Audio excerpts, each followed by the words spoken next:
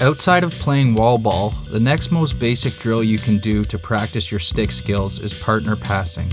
It can be practiced virtually anywhere, anytime, with a multitude of variations that you can mix in to make it fun, which is what the game is all about.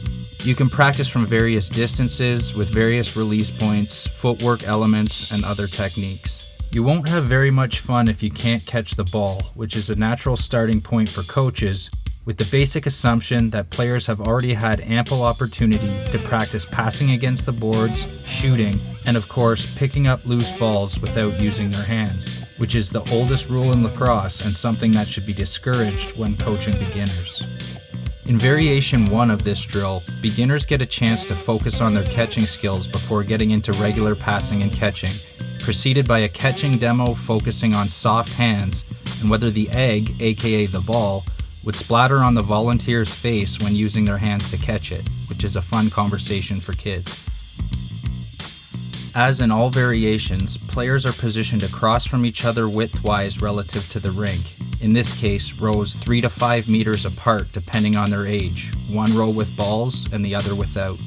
Coaches should have lots of balls handy, the rule being always to have 3 in their pocket, able to quickly reload players after any significantly errant passes. In this variation, the player with the ball underhand passes it with their bare hand to the other person across from them, with their partner trying to catch the ball over their shoulder in the triple threat position using soft hands. The most common error in this respect is players stabbing at the ball instead of having the patience for the ball to enter their stick and drawing their hands back or cushioning the ball, which is the act of having soft hands, similar to receiving a pass in ice hockey. Both players should get 5 to 10 quality attempts in this fashion, with more experienced players allowed to pass the ball with their sticks instead of their hands. Coaches should be aware of any players having considerable trouble catching and/or passing, with assistants perhaps pulling them aside in small groups of players having a similar problem instead of advancing into further progressions. For catching problems, coaches can line players against the boards with the coach passing the ball to players trying to catch it. If the player misses it, the ball should roll right back to the coach off of the boards. For passing problems, revert back to wall ball variations in Stickwork drill number 1.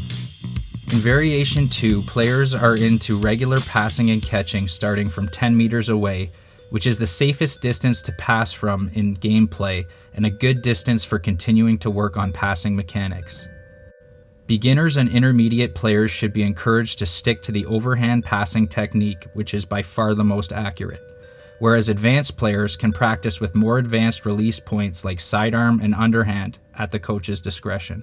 Players should also be encouraged to always be giving their teammate a target to pass to, as the rule in gameplay is wherever the target is given is where the player wants to receive the pass. Once a satisfactory level of execution is achieved, generally 2 out of 3 passes being caught, coaches can back players up further and further, as far as their back being against the sideboards for young players, and as far as the full length of the floor for experienced players. In the case of longer passes, players should be encouraged to take a crow hop, or in other words a couple of side shuffles, a 45-degree arc being the most efficient release point for any projectile being thrown. In variation 3, footwork should be integrated prior to the pass and/or catch, which is the most game-specific approach to passing and catching. From 10 to 15 meters away, depending on age, start with the passer running towards the receiver in variation 3A.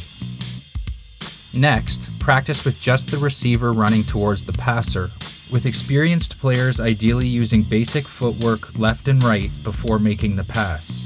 This variation will once again force players to utilize soft hands, as their momentum will be creating even more force that needs to be absorbed as the ball enters the stick. In variation 3C, players should back up even further with both the passer and the receiver running towards each other, which is what we strive for in order to create safe passes in games. Both players can then backpedal to their original starting position after the pass, or can continue running forward and exchange spots on the opposite side of the floor, which creates more of a cardio effect and more difficulty in adding fatigue into the equation. In all three of the previous variations, the tendency is for beginners to get too close together before sending and/or receiving the pass, with the receiver often having to stop and wait, which is something the coaches will need to moderate. In variation 3D, both players move in unison, with one player running forward and one running backward, staying approximately 5 to 10 meters away from each other from one sideboard to the other, switching which partner runs forward and which runs backward each time. Players are also a little bit too close for my liking in these clips, and should also be discouraged from choking up on the stick, as you can see a few of them doing. All of the previous variations of this drill can incorporate variation 4, which sees the receiver of the pass facing away from the passer and catching the ball over their shoulder, as might be the case in a fast break scenario. Another way of doing this drill, not shown in this video, could also be for players to be facing forward and purposely giving a target across their body, as if an errant pass was thrown to the opposite side of the player's stick. In this instance, players can progress from already having a target there to being forced to move their stick there, starting with their stick in the triple threat position. Variation 5 has a similar setup to the previous variations, except one player is receiving passes and rolling out loose balls, while the other partner is practicing attacking loose balls and making a quick outlet pass. Partners should switch roles every 30 seconds in this version, and can also advance to making trickier loose balls and passes as they progress. Variation 6 utilizes the quick stick technique, where players quickly and seamlessly catch and pass the ball, something like a one-touch pass or a one-time shot in ice hockey. Coaches should consider giving a quick stick demo prior to this drill variation, discussing the finer points of keeping stiffer wrists while executing this pass. Variation 7 uses the flip pass, aka shovel pass technique, which is often used in pick and roll scenarios. It involves basically face dodging, bringing the ball across one's body, and underhand flipping the ball to their partner, using the opposite of regular passing technique, where players pull with their bottom hands and push with their top hand. With this technique, you push or punch with your bottom hand and pull with your top hand. Variation 8 is the reaction pass, where one player has their back to the other player until the ball is released, at which point the passer yells, "Yeah," and the receiver turns around trying to catch the pass with very little time to react, which is what it's like sometimes at the highest levels of the game. This may take a few reps for players to get a feel for the desired timing to create the effect we are going for. Other variations not shown in this video include short hoppers, where the passer purposely bounces the ball directly in front of the partner, forcing them to catch it on a short hop, similar to a shortstop or catcher in baseball. Almost all of the preceding variations can also be ran with two balls at the same time, as a way to test the ability of the participants, but this technique should be used sparingly and only for advanced players.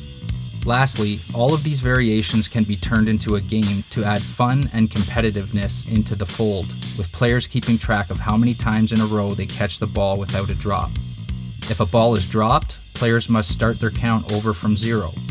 Coaches can have partners raise their stick at the end of a minute to see how many players caught more than 5, 10, 15, or 20 catches in a row, for example. At the end of the day, partner passing is just backyard lacrosse, one of the best things that you can do to get better with the stick.